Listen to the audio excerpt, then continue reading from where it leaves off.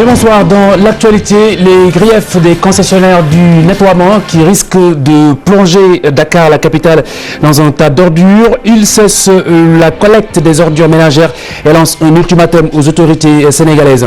Port autonome de Dakar, les manutentionnaires et transporteurs réclament la tête du directeur général, Cheikh Kanté, accusé de conclure des marchés de gré à gré avec une société française. La criminalisation du vol de bétail, une clôture du périmètre du ranch de Doli. Les annonces, entre autres, du chef de l'État qui était en déplacement ce matin dans la zone. Nous accueillons en fin d'édition le directeur général du CICES, Cheikh Ndiaye, nous parle des nouvelles touches apportées à la FIDAK, la 22e édition de la Foire internationale de Dakar qui ouvre ses portes jeudi prochain.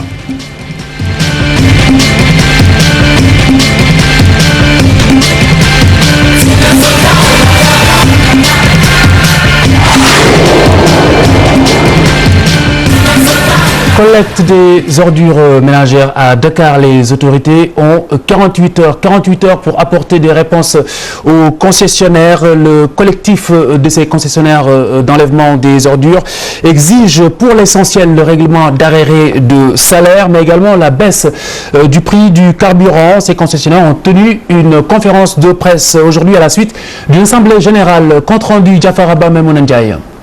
120 concessionnaires restés 3 mois sans salaire, une dette estimée à 2 milliards de francs CFA, l'épuisement du budget alloué à la collecte des ordures serait à l'origine. Nous avons déposé un recours à la DCMP, nous attendons, et nous pensons qu'en tant que Sénégalais, voulant participer à l'essor de développement, à l'amélioration du cadre de vie des Sénégalais, nous pensons que nous devons être mieux traités. Maintenant, nous allons ouvrir une porte aux autorités. La porte, c'est quoi? C'est-à-dire que d'ici vendredi, on veut faire appel à des concertations qui nous permettraient d'aboutir à des solutions. Mais dans le cas échéant, la semaine prochaine, on serait vraiment obligé d'arrêter parce que nous ne pouvons plus. Autre problème auquel ils sont confrontés, la hausse du prix du carburant et le manque de logistique. Sur le prix de paiement à la tonne d'ordures collectée, les prix ont été fixés depuis 2007, du temps de Tchernolo. À l'époque, le gasoil, il coûtait 450-500 francs. Aujourd'hui, le gasoil, il est à 792 et on continue à nous payer le même tarif. Et tout le monde sait qu'avec le gaz qui se dégage sur les déchets, on est obligé, pour respecter nos engagements avec l'État, de renouveler notre stock en permanence. Le stock de logistique. Ces concessionnaires proposent à l'État un cadre stratégique pour une meilleure gestion des ordures ménagères. On nous a exigé que sur chaque pôle, parce que c'était réparti en 5 zones, sur chaque pôle, il faut recruter 200 collecteurs, il faut recruter 10 superviseurs.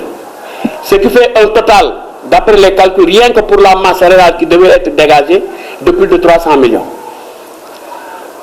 Grandement, on a été surpris de voir que après dépouillement, on a affecté toutes les 4 pôles à un concessionnaire qui n'a pas une expérience, parce que c'était défini dans les cahiers de charges depuis 3 ans, mais aussi à qui on a dit qu'il est le moins 10 ans, à qu'on l'a à 300 000. Ça veut dire qu'il est incapable, aujourd'hui, avec ce montant, d'honorer ses engagements par rapport à l'État. Au-delà de ces négociations, le collectif appuyé par les techniciens de surface veut nouer un partenariat public-privé avec l'État. Les concessionnaires demandent également des assises du nettoiement et la mise en place d'unités de traitement des ordures. Au port autonome de Dakar, manutentionnaires et transporteurs exigent le départ du directeur général. Cheikh Kanté aurait conclu des marchés de gré à gré en faveur d'une entreprise française. Des ententes dont la concession du terminal dénommé Vraquier Multiproduits Fatima Ba et Mohamed Dieng ont assisté à la rencontre avec les journalistes. Compte rendu. Sont au total 27 entreprises de manutention à dire non à la concession du terminal Vraquier Multiproduits à une société française du nom de Nicotrans. Ces manutentionnaires et transporteurs parlent d'un marché gré à gré entre le DG du port autonome de Dakar et la dite société. Le port autonome dit, moi je vais donner en concession vos activités à une société qui s'appelle Nicotrans, qui n'est pas connue au bataillon, qui n'a pas fait de chiffres, qui n'a pas de passé commercial. Vous allez vérifier à travers le monde, que ce soit en Afrique, aux États-Unis, que ce soit en Asie, que ce soit en Europe, Nicotrans n'a pas de passé dans le point d'erreur. Necotrans ne fait pas un tonnage. Donc, on ne peut pas accepter cela. Nous n'accepterons pas que nos affaires soient confiées à une société étrangère. C'est pas du tout normal. Les marchés gré à gré, ça ne marche plus avec nous. Ces hommes d'affaires n'entendent pas lâcher du lest. Ils comptent saisir les autorités judiciaires. On a saisi le ministre de la Pêche, on a fait ampliation à tout le monde, on va saisir l'AMP, on va aller au niveau de la Cour suprême, on va utiliser toutes les voies de droit qui nous seront offertes pour obtenir gain de cause. Si au moins on avait choisi une société nationale, il n'y aurait pas de problème. Mais des étrangers, nous n'en voulons pas. Et puis, ce qui nous inquiète le plus, c'est notre business. Et puis, le sort de certains Sénégalais qui vont se retrouver au chômage. Ils exigent même le départ du DG du port autonome de Dakar, Cheikh Kanté. Cheikh Kanté doit partir depuis longtemps. Parce qu'il ne fait rien pour le port, il ne fait que pour sa propre poche. Comment, je vous dis un exemple simple, depuis qu'il est venu, comment vous voulez venir dans une institution où vous avez trouvé des organisations qui sont là depuis des années et vous refusez systématiquement de recevoir les organisations. Mais ça, c'est vraiment... Comment on va qualifier cela? Avec la concession du terminal vraquier multiproduit à Nicotrans, des centaines de Sénégalais se retrouveraient au chômage selon ces manutentionnaires. Nous avons tenté d'entrer en contact avec le DG du port autonome de Dakar, mais nos efforts ont été vains. L'antenne lui est ouverte pour réaction s'il le souhaite. À Kidira, les populations ont manifesté pour un million. La jeune commune ne compte aucune infrastructure. Les populations déclarent traverser la frontière avec le Mali pour se soigner ou même s'approvisionner en eau potable. Mardieng Ibrahim Kamara. Tout va mal à Kidira. Tel est le slogan brandi par les jeunes de la localité distante de 700 km de Dakar. Dans cette contrée située au fin fond du pays, à la frontière sénégalo-malienne, les populations sont dépourvues d'infrastructures. Kidira est à la frontière.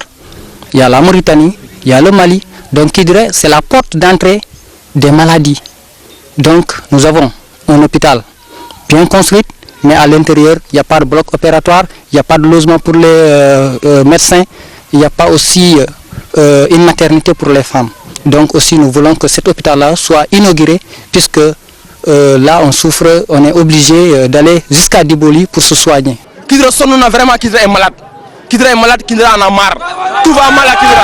La jeune commune qui ne cesse de grandir au quotidien est fréquentée par des gros porteurs maliens qui ont fait de Kidira une ville de stationnement anarchique. Avec le traversée et les villes. Les gros porteurs constituent une insécurité dans notre localité. Ils stationnent dans les quartiers et c'est dangereux avec nos enfants. Les jeunes, vraiment, ils ont leurs activités à faire. Ils aimeraient avoir leur espace à eux pour s'épanouir. L'éducation aussi, là aussi, c'est un grand problème.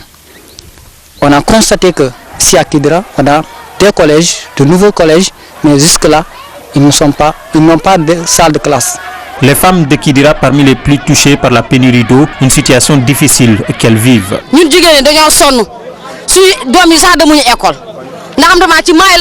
les femmes, nous sommes fatiguées. Nos enfants se lavent au fleuve avant d'aller à l'école. Il est impossible de vivre comme nous voulons à cause du manque d'eau.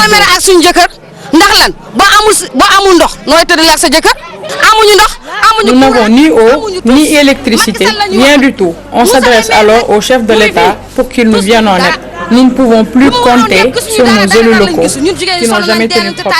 On est marre. Parce que si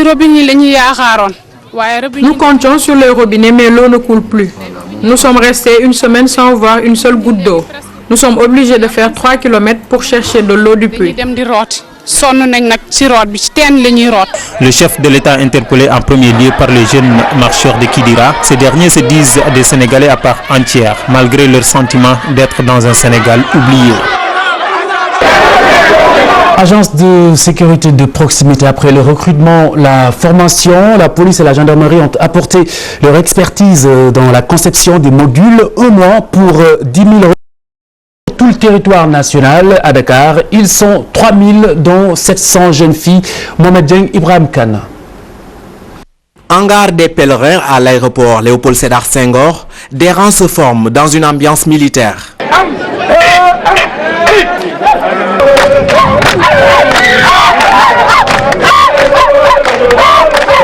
Au total, ils sont 3000 jeunes réunis pour la formation des agents de sécurité de proximité. Une vision du chef de l'État. C'est une formation bien planifiée, bien réfléchie, en parfaite collaboration avec la police, la gendarmerie et d'autres acteurs de formation afin de mettre à la disposition de ces apprenants un enseignement qui réponde aux réalités de notre pays et au contexte sociologique. Sur ce site, ces jeunes sont divisés en plusieurs groupes. Ils sont assistés par des encadreurs. La formation est répartie en 4 modules basés sur l'expertise combinée de la police et de la gendarmerie. On a retenu 4 unités d'enseignement. Il y a une formation générale, une formation morale, une formation juridique et une formation technique. Grosso modo, pour la formation générale, il s'agit d'avoir une connaissance de l'État, de comment fonctionne l'administration, et également des missions et organisations des acteurs de la sécurité, la police, la gendarmerie, la douane, les eaux et forêts, etc. Ensuite, il y a la formation juridique qui a 3 axes. Il y a le droit pénal général. On leur donne quelques notions sur ce que c'est l'infraction, la complicité, la tentative, n'est-ce pas, la légitime défense. Parce qu'ils seront confrontés, peut-être, dans l'exercice de leur fonction à cette situation. Une fois la formation à terme, ces agents auront pour mission. On parle de la sécurité environnementale, on parle de la sûreté aéroportière, on parle de la sécurité maritime, on parle de la sécurité sanitaire, ceux qui vendent des produits périmés, ceux qui jettent vraiment dans les poubelles un peu partout. On parle de la sécurité municipale. Vous savez, la police municipale a disparu. Aujourd'hui, avec l'acte 3 de la décentralisation, les maires sans doute auront des pouvoirs de police administrative. On est dans le cadre de la prévention. Et ils pourront faire appel à ces agents. Ils pourront faire appel à ces agents quand même pour combler quand même ce vide qui est regrettable. La formation des agents de sécurité de proximité a donc démarré le 25 novembre et va se poursuivre jusqu'au 25 décembre sur l'ensemble du territoire national. Assemblée nationale, notez la hausse du budget du ministère de l'économie et des finances, une hausse de 200 milliards de francs CFA en valeur absolue. L'objectif fixé, une croissance de 7% en 2017. Et Diallo Hadiatala. Le budget du ministère de l'économie et des finances adopté, le ministre de tutelle décline ses priorités, notamment atteindre les 4,6% de croissance en 2014 et 7% en 2017. Croissance B, pays nous 4,6%. Aujourd'hui, nous sommes à 4,6% de croissance. On peut dire qu'il y a hausse. L'année dernière, nous étions à 4%, l'année précédente à 3,5%. Donc le pays se développe, cause pour laquelle nous avons augmenté le budget. Notre ambition, avec la conjoncture, les 4,6 ne vont pas suffire. Donc, le président de la République nous a instruit à faire de sorte qu'on atteigne les 7% d'ici 2017, c'est-à-dire la fin de son mandat. Le taux de croissance est de 7%. Selon le député Omar Sarr du parti Réumi, la croissance passe forcément par la réduction des dépenses étatiques et une bonne politique économique. De l'avis de ce dernier, il est inacceptable que 80% de l'économie soit supportée par 20 entreprises nationales. Le problème ne se situe pas là. Ce qu'il faut savoir, combien d'entreprises ont été créées pour créer de l'emploi, donc de la croissance? Est-ce que les ménages sénégalais souffrent moins du coût de la vie? Est-ce que les entreprises se créent? C'est ça, je pense, le vrai baromètre d'une économie saine. Et à la lecture de ce que nous avons vu, on se rend compte d'une persistance à mettre trop de pression fiscale sur les entreprises. 80% des recettes fiscales sont supportées par seulement 20 entreprises. Ces 20 entreprises vont finir par mettre la clé sous le paillasson.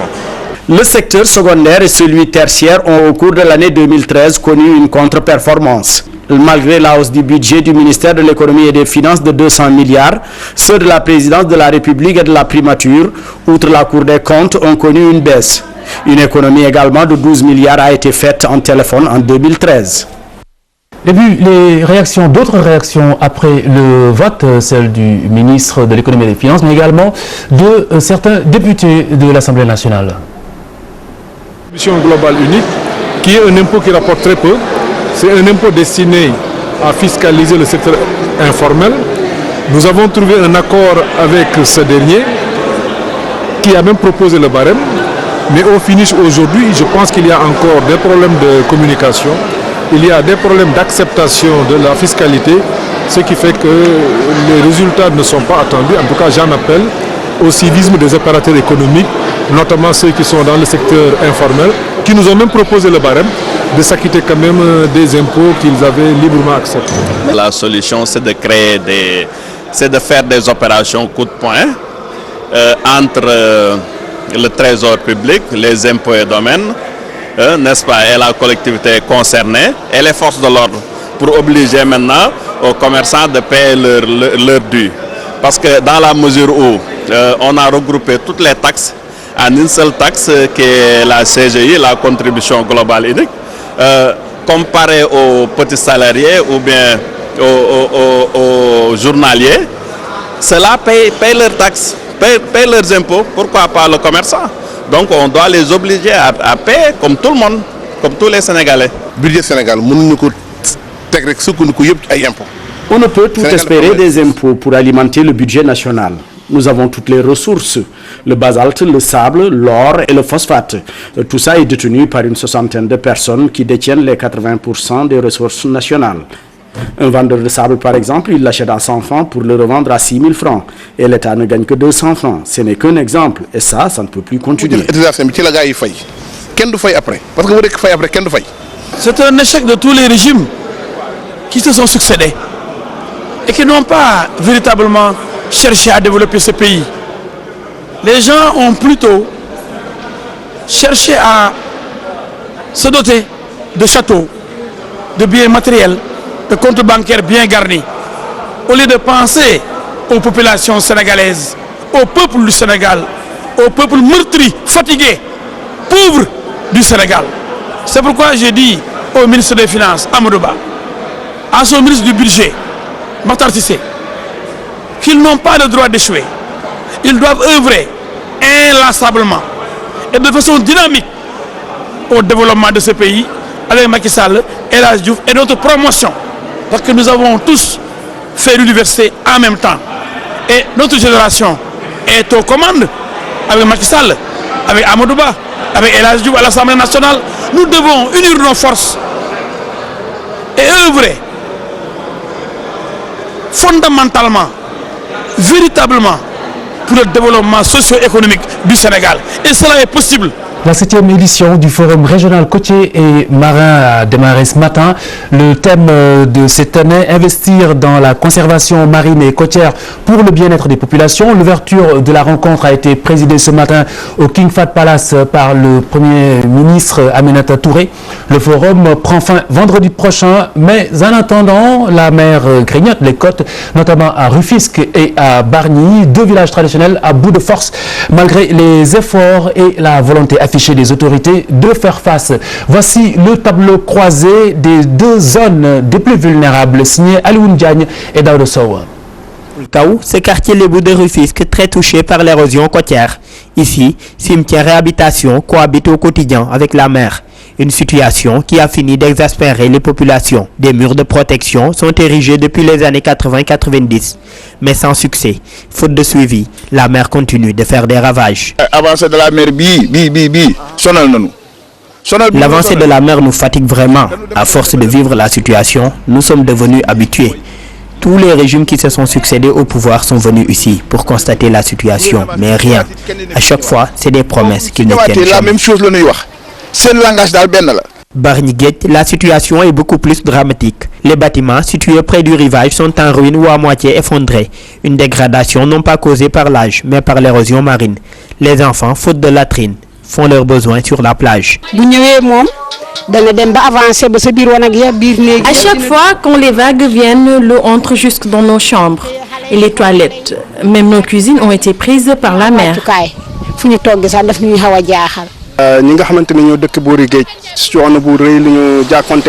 Ceux qui sont au bord de la mer vivent des difficultés énormes. Et comme ils n'ont pas assez de moyens, ils ne peuvent pas acheter d'autres maisons, loin de la mer. Des fois, nous essayons nous-mêmes de poser des amas de pierre pour protéger nos maisons. Mais dès que la vague arrive, elle emporte tout. Même la nuit, on n'arrive pas à dormir. La mer avance très vite et cela étonne tout le monde. Rien que cette année, la mer a avancé de 7 mètres. Les autorités locales dégagent toute responsabilité. Selon elles, la question ne relève pas de leurs compétences. Les questions d'utilité publique, comme l'assainissement, le traitement des eaux, une promenade, l'installation de hangars. Ça, les municipalités peuvent le faire parce que c'est des investissements légers qui permettent d'agrémenter le cadre déjà établi. Mais quant à lutter contre l'érosion marine, quelle que soit la forme du travail qui doit être fait, les municipalités sont incapables de le faire. À Tchoulen, les autorités étatiques ont réussi le pari. L'avancée de la mer a été stoppée grâce à une digue de protection de 730 mètres construite le long de la plage. Un projet salué mais jugé insuffisant par certains. Une partie des populations a été protégée, mais il reste une bonne partie des populations qui ne sont pas encore protégées. Donc ce que nous lançons, l'appel que nous lançons aux autorités, vraiment ce projet est très bien fait. Nous lançons un appel pour la continuité de ce projet, pour que tout Rufisque soit protégé, même les environnants, Bargny et Mbao, toutes les populations côtières soient bénéficient de ce projet. Les autorités ont installé un barrage à Tchoulen pour arrêter l'avancée de la mer. Mais le projet devait continuer jusqu'à Djokoul pour qu'on puisse aussi en bénéficier. À Djokoul-Kaou, à Tchoulen comme à Bargny, les populations en majorité pêcheurs sont de plus en plus menacées par ce phénomène. En attendant des solutions définitives, la mer continue d'avancer, doucement mais dangereusement. Pour bientôt, une campagne nationale contre le vol de bétail avec le concours de la gendarmerie nationale et puis la criminalisation de cette pratique, la clôture du ranch de Doli, 38 forages pastoraux, des engagements du chef de l'État, Macky Sall, qui était ce matin dans cette zone du Ferlo. Le président de la République annonce que le 26 novembre sera proclamé national de l'élevage. Nous y revenons dans les détails avec notre correspondant permanent sur place, Mamadou Mbaye.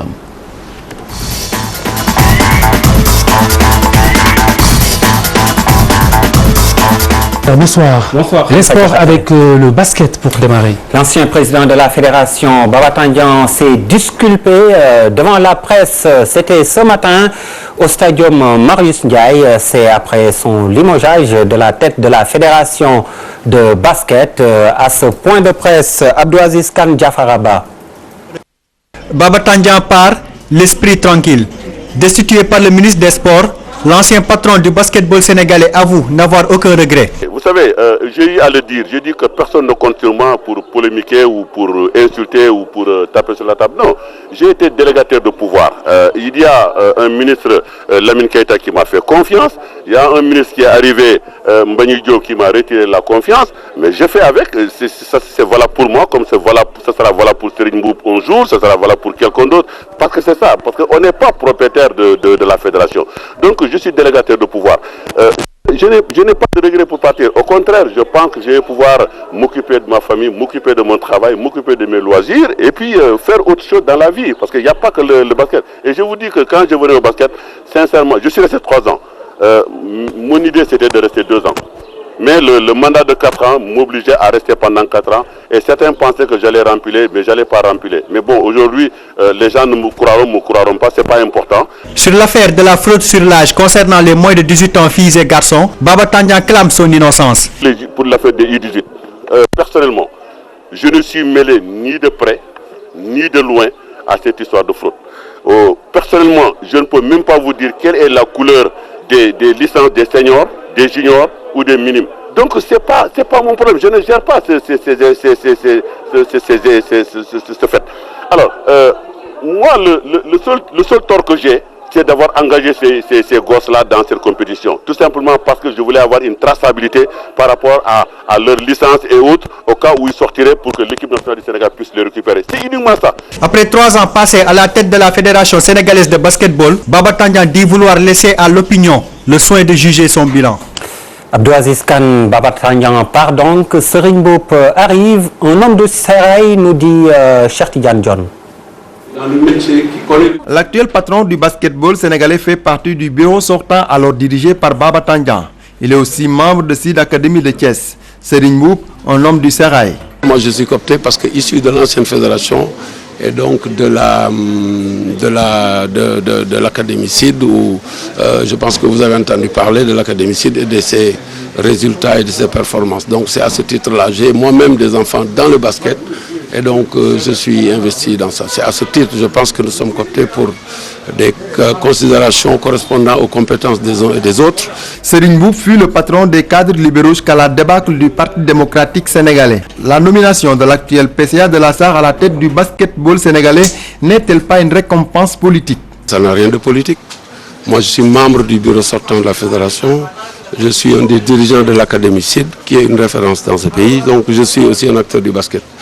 Monsieur Gueye, que vous voyez là, était l'entraîneur de la grande équipe de USO, qui a généré 4 internationales. Le CNB, installé pour 2 ans, sa mission principale, remettre sur les rails la discipline avant le 30 novembre 2015. Ainsi, Serigne Mboup réussit son panier aussi bien dans les éléodiques de la SAR et sur les parquets. Nous passons au football avec une 3e victoire pour la 3e sortie des Lions au tournoi de l'UFOA. Le Sénégal a battu cet après-midi le Libéria 2-0. La finale se dispute jeudi entre le Sénégal donc et le pays hôte, le Ghana.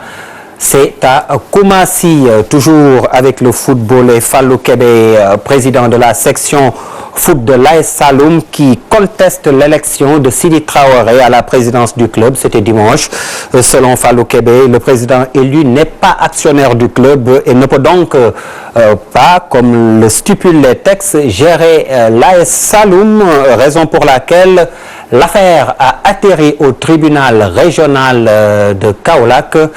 Ces propos sont recueillis cet après-midi par Abdou Aziz Khan. Dimanche le 24 novembre, nous avons élection pour le nouveau président du club. L'Assemblée générale s'est déroulée dimanche et on devait élire un nouveau président pour remplacer Bounama Dièye. Quand on a fait appel à candidature, j'étais le seul candidat reconnu par la région, mais il y avait un autre candidat qui était un inconnu. Et ce candidat n'est pas un actionnaire dans le club. Et les textes disent que quelqu'un qui n'est pas actionnaire ne peut pas gérer le club. C'est pourquoi je n'ai pas voulu aller aux élections contre lui. Depuis 2010, j'ai acheté 100 actions pour un total d'1 million. C'est pourquoi j'ai déposé une plainte au tribunal régional de Kaolack et j'attends que la justice fasse son travail. Une affaire donc à suivre qui a atterri au tribunal de Kaolack, la 5e journée de la Champions League avec Arsenal qui mène par 1-0 devant Marseille après 40 minutes de jeu. But marqué dès la première minute par les Gunners. Et puis toujours dans cette poule, Dortmund qui mène par 1-0 devant Naples. Un but de Royce à la 10e minute sur penalty. L'Ajax d'Amsterdam crée la surprise pour l'instant. Khalifa Diakhaté, 43 minutes de jeu et les Bataves mènent par 2-0 devant le FC Barcelone qui joue, rappelons-le, sans Lionel Messi. Et puis le Celtic Glasgow, ce sont des Écossais qui sont dominés pour le moment sur leur terrain par l'AC Milan d'Italie, 1-0. Bâle, Chelsea, 0 but partout pour le moment. Dembaba est sur le banc des Blues. C'était là l'essentiel pour les sports. Merci Pape Abdelkader, le directeur général du Centre international du commerce extérieur du Sénégal et l'invité de ce journal. Le temps qu'il s'installe, un zoom sur la communauté capverdienne au Sénégal. En effet, le Cap-Vert est l'invité d'honneur de cette édition, la 22e. Atanarba et Nafissatou Silla sont allés à leur rencontre. Regardez. Le Cap-Vert a l'honneur à cette 22e édition de la Foire internationale de Dakar. La communauté capverdienne du Sénégal magnifie ce choix. Ça m'a fait énormément plaisir parce que c'est un truc qu'on n'imaginait pas qu'un pays comme le Cap-Vert puisse faire partie d'une telle chose, quoi, une organisation pareille. Le Sénégal et le Cap-Vert, ce n'est pas d'aujourd'hui. Nous sommes des frères. Je suis très contente, ça me réjouit. Parce que parmi tant d'autres pays aussi, vous avez choisi le Cap-Vert. Donc on ne peut être que fier. Un choix normal pour le président de l'association des Cap-Verdiens d'origine au Sénégal. Pour lui, il s'agit de renforcer les liens entre les deux pays. C'est deux peuples en seul que. Alors quand on parle d'intégration, chez nous, c'est un faux problème. Tous ceux qui font partie de CEDEAO, au Cap-Vert, ils sont chez eux. Je ferai tout ce qui est dans mon pouvoir. Je suis sûr que les autorités capverdiennes, comme toujours d'ailleurs, ils vont me contacter pour essayer de réunir le maximum de personnes. Le Cap-Vert se propose ainsi d'apporter un plus au Sénégal à cette foire internationale, concernant surtout les énergies renouvelables. Nous avons déjà la matière grise, nous avons des gens intelligents qui travaillent. Et nous avons environ 40 à 45 000 Cap-Verdiens, quand même, c'est pas rien, qui vivent au Sénégal. Le Cap-Vert, au jour d'aujourd'hui, dépend des énergies renouvelables, c'était les éoliennes et l'énergie solaire, à 25%. Au jour d'aujourd'hui. Alors nous pensons que l'an 2020, on sera à 45 ou 50%. La culture capverdienne n'est pas méconnue des Sénégalais, surtout avec sa fameuse Saint John. Cette foire sera une vitrine spéciale pour mieux connaître les produits de l'île, particulièrement sur le plan culinaire. Si on doit amener quelque chose ici pour montrer, ça va peut-être être les œuvres d'art, comme les œuvres d'art, les boissons. Vous savez, il y a des pagnes, des produits. Voilà, des produits pour préparer le cachoupa, le maïs, il y a le feijoada qui se prépare aussi. Des plats délicieux à savourer. Tout ce qui vient du Cap-Vert, quoi. Le grog, le machin, enfin tous les petits trucs, les chorizo, enfin les trucs du Cap-Vert que nous, on n'a pas tellement l'habitude, mais que les Cap-Verdiens apprécient. Le Cap-Vert est l'un des pays de l'Afrique de l'Ouest qui sont en avance sur les énergies renouvelables. La foire est ainsi un moment pour nouer un partenariat qui vise un développement durable. Monsieur Ndiaye, bonsoir. Bonsoir. Alors, le choix du Cap-Vert comme invité d'honneur à cette édition, motivé entre autres par le bon voisinage, mais également par le sens du thème de cette année. Absolument. Nous avons choisi le Cap-Vert comme pays invité d'honneur, effectivement pour son avance en matière d'utilisation des énergies renouvelables, mais aussi il y a les liens historiques que lient le Cap-Vert et la République du Sénégal. Et les bonnes relations diplomatiques qui existent entre les deux pays aussi. Donc il y a tout un argumentaire qui justifie vraiment notre choix porté sur la République du Cap-Vert. Très bien. Et je vous apprends que la République du Cap-Vert maintenant s'appelle la République Cabo-Verde. Cabo-Verde. Voilà, merci. Très bien. Alors les innovations de cette année, cette 22e édition, au-delà de l'aspect qui est axé sur les énergies renouvelables, qu'est-ce qu'on peut retenir d'essentiel? Il y a beaucoup d'innovations pour cette 22e FIDAK, mais il y a une qui attire l'attention particulièrement, c'est le fait de professionnaliser les rencontres B2B cette année. Bien, vous savez que le commerce ne se déploie pas sans stratégie, et la première forme de stratégie, c'est de trouver des partenaires avec qui dialoguer, négocier et fonder des affaires, créer des affaires.